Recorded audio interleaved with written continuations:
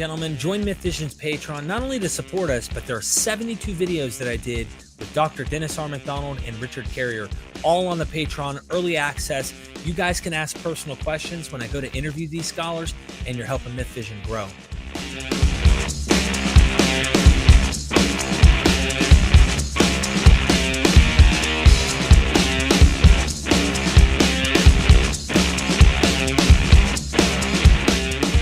Dr. Dennis R. MacDonald, I have a question from a patron. They're anonymous, and it goes as such. Did Christian theologians during the first 4 centuries or so develop the concepts of heaven and hell as Christians understand these places? And if so, how? Wasn't it true, for example, that Augustine taught hell was located beneath the surface of the earth? Or were these ideas in continuous flux well into the Middle Ages as epitomized by Dante's Divine Comedy? On the other hand, the concept of purgatory, as espoused by the Catholic Church, but rejected by most Protestants, did not become a settled doctrine until the 13th century, according to French historian Jacques Le Goff. I hope I'm saying that right.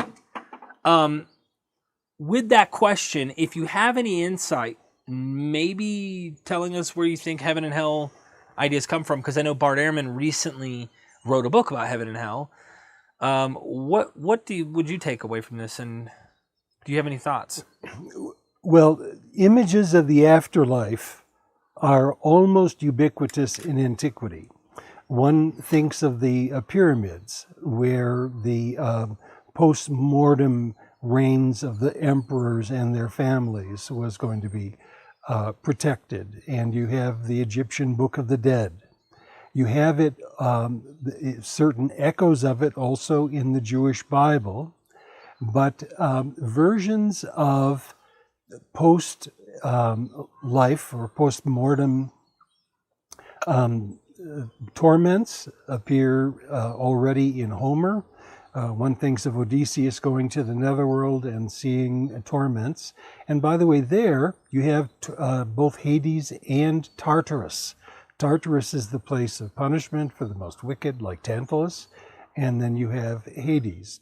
You also have the Elysian fields. A few of the mortals can go to the Elysian fields and pal around with the gods and heroes and so on. So you have various attitudes toward the netherworld. Virgil repeats these things in Book 6 of the Aeneid, when Aeneas goes to Hades and consults with his father Anchises, which is really an imitation of Odyssey 11. There is a tour of hell already in the New Testament, and this is the story of Lazarus and the rich man. And the Lazarus and the rich man is in Hades, and he's being tormented and wants to have a drop of water to cool his tongue. That's almost right out of the Odyssey, where Tantalus is surrounded by water, but he can't have any satisfaction from thirst. The notion that punishments include fire and so on goes back to Homer, but it's developed also in the myth of Ur, in Plato, and Plato certainly has notions of punishments and rewards and so on. So early Christians, and in the Lazarus story, Lazarus is in Abraham's bosom, which probably means he's reclining on the bosom of Abraham in a heavenly environment. And there's this huge chasm between him and the rich man. And you have chasms in the myth of Ur, in Plato. And I think the primary literary impulse for heaven and hell understandings are, first of all, Homer, but secondly, but not less important, in fact, more important, is Plato. In Homer, Achilles says, I would rather be a slave to a poor man alive than being king of all the dead. And Plato's Socrates comes along and says, that is not going to be a story that's going to encourage people in the military to go out and give their lives, because the greatest of all Greek warriors would rather be a slave on earth. So Socrates then gives the story of the myth of Ur. He has a different version in the Gorgias, but in both, hell is preserved for those who are wicked and who that desert their families and especially their country, if you will, although that's a bit anachronistic. And rewards await for 1,000 years in bliss for those who are righteous. And then there's a reincarnation after 1,000 years where people are taken to a valley where they get to choose their next dynasty, their next destiny, and they get reincarnated. This is one of the major impulses of a reincarnation in the West. The myth of Ur. It's a very, very beautiful story. We know that the myth of Ur was seminal in Judaism and early Christianity. In the Testament of Abraham, there's an imitation of the myth of Ur, where Abraham sees a vision of those who are tormented in hell and those who are considered virtuous in a heaven-like situation. You have the same thing in the Descensus Christi, where Christ goes to Hades and he empties Hades and brings everyone into paradise. So it's true that in antiquity, various cultures have different understandings of post-mortem punishment or reward. Judaism was rather famous for believing that death was the end of things. So I think we can't overestimate the importance of the Platonic doctrine that heaven and hell have to do with ethics, how you live your life on earth. And you can see it already in the New Testament. Christian Apocrypha, some Christian apocalypses talk about visits to heaven and hell that way, but it's really Platonic in my view. And the Acts of Andrew has two wonderful passages that are related to a visit to hell for those who are cannibals. In Revelation, we see Tartarus, we see Hades. Christians don't. It's rare I've ever even heard, and if they do, they're probably Orthodox in some sense, so they see no problem with Greek connections. But from my experience, Christians have no clue and don't care to interpret it. They want to demythologize it, I guess you'd say, and give it a whole different. Well, that's the Greek word for this. It's not meaning that that's the place. Tartarus or Hades is not the place. It's the only word in Greek that can be used for this particular idea they're trying to put, and they give it a different meaning, some Jewish meaning instead, whatever that means.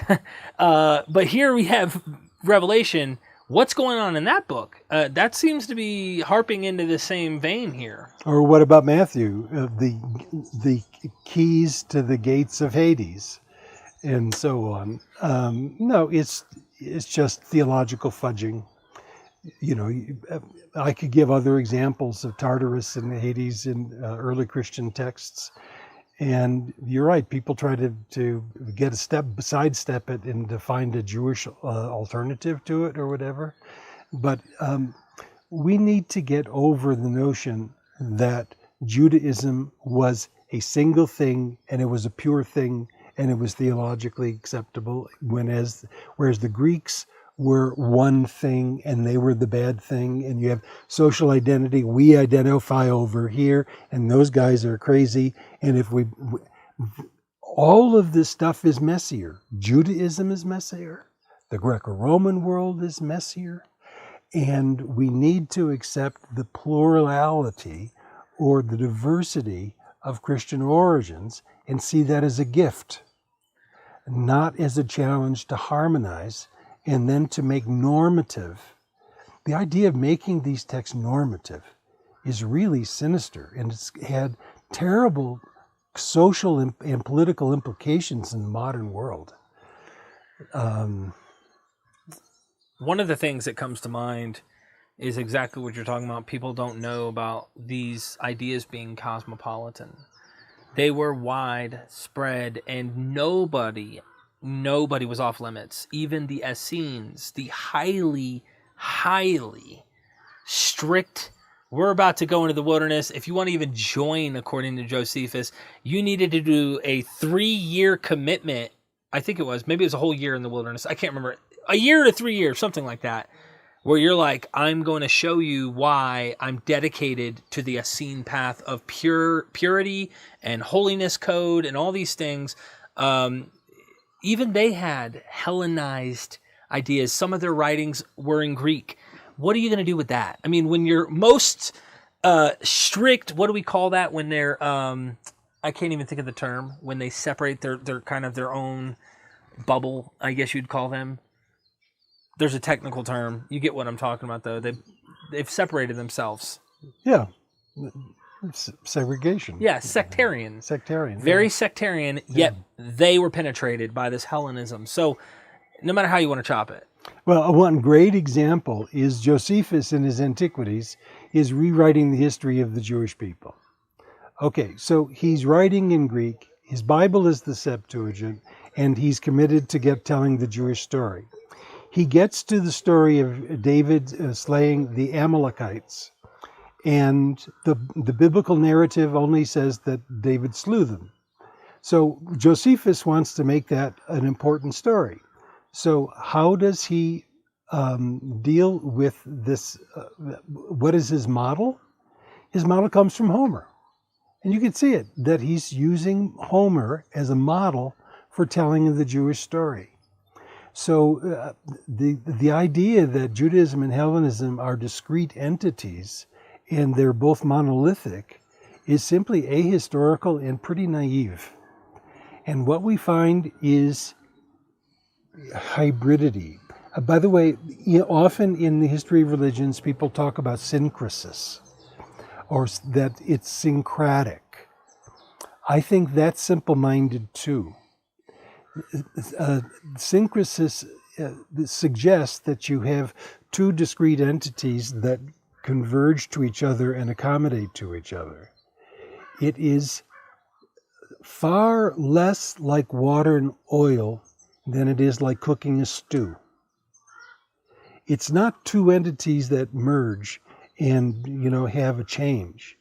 It's that you get potatoes and onion and carrots and beef and zucchini and all this stuff, and you put it in and cook it, you cook it up, and it's something new. It's something different. No matter how you want to, theologically, no matter how you want to try and approach this anachronistically in our heads, because we don't have a time machine, the point is, they weren't thinking, okay, before we come up with this idea and how we're going to connect these things, let's make sure it makes sense for people down the road so they understand where we're coming from. No, this was two cultures. Let's use an example, suppose two different cultures. One is more of a nomadic that has been, I guess comes through this process of being controlled by different empires, whether Assyria, Babylon, going all the way down into Persia. They've got probably Zoroastrian tendencies.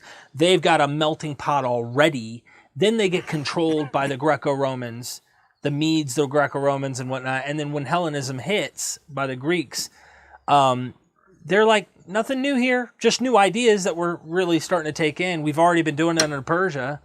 So here, of course, Hellenism had more reach in many ways. It did more cosmopolitan ideas, I think. But so, like what you're saying, it's this big stew, and it's not, let's make this term mean this term in every sense. Now, you can even do it with macrocultures. I'll tell you how classicists often deal with this issue. One can find parallels between the Homeric epics and the Gilgamesh epic, for example. And you find then some of those same things in the Jewish Bible. And so the question then becomes, is this indigenous to Judaism? Does it come out of a Middle Eastern environment, or does it come out of a Greek environment? Right. And one way of assessing it is to look for what you can call geographical identity markers. So, for example, the story of the arming of David and Goliath for that fight, mano a mano, doesn't come from the ancient world, except from the Iliad. And you can see the parallels to the Iliad, where you have this people that are arming themselves and they fight 1-to-1 and so on. So a classicist is likely to look at that story and say it is more at home in the classical world.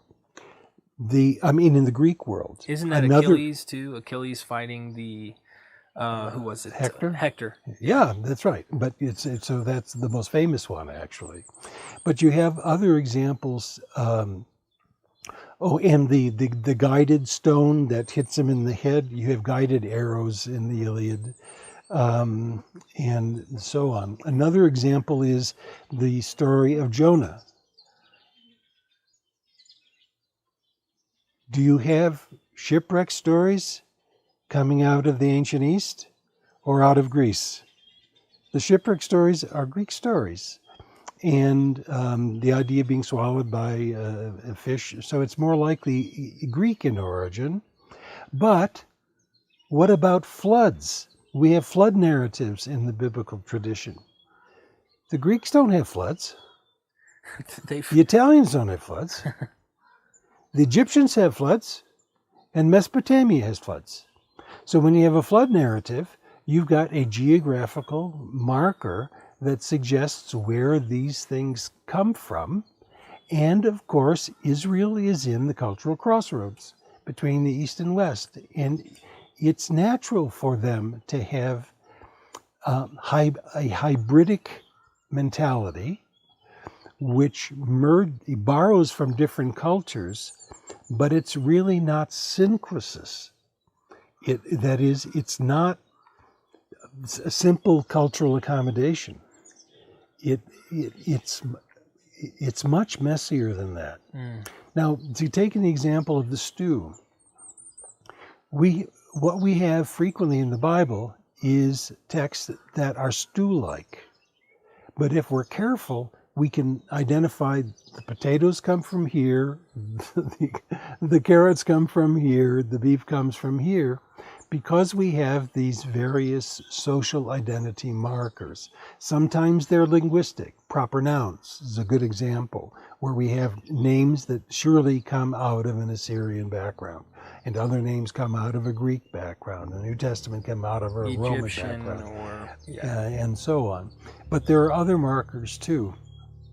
So the idea of homogenizing these things culturally, theologically, is really a historical violation. It's just not the way the world works. So just stop it.